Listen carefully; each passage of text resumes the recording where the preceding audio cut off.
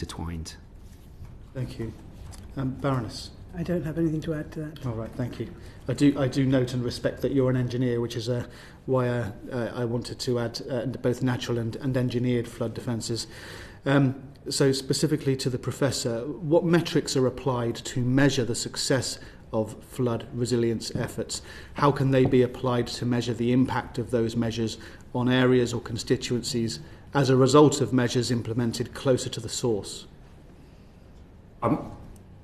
Well, typically we're quite good at looking at how individual actions might reduce the sort of the volume of floodwater and therefore the damages associated with that. So a reduction in, if you like, expected annual damages from flooding, and that's a typical measure used to assess those sorts of actions.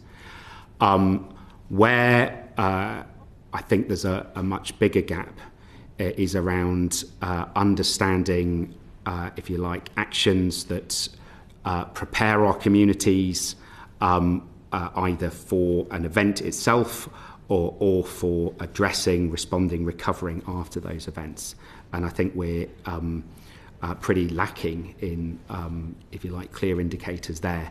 We've, I think, mentioned that we've struggled to understand in our own assessments how active the country's been in terms of delivering property flood resilience measures, what level of insurance coverage floodplain inhabitants are able to access, and so on. So there's definitely some important, I think, information gaps that could be acquired or should be within our grasp already, and we're not being able to kind of complete some of those pictures in our own assessments.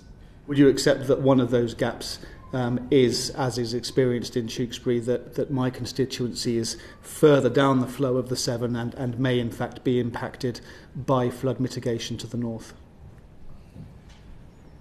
I would like to just be clear in answering this. I can't comment on Tewkesbury without specific analysis, but the general principle that we perhaps sometimes an oversight of some of the assessments is that we can have a compounding impact elsewhere is one where I think we need to look a little closer.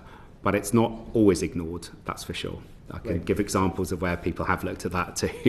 There's plenty for us to take forward there, thank you. It's a potential challenge with the shoreline management plans as well, and that, as you say, building up flood defences for one part of the coast has an impact on the adjacent regions, and that's not always historically been very well reflected from one shoreline management plan to the next. So it is a challenge we see across the piece.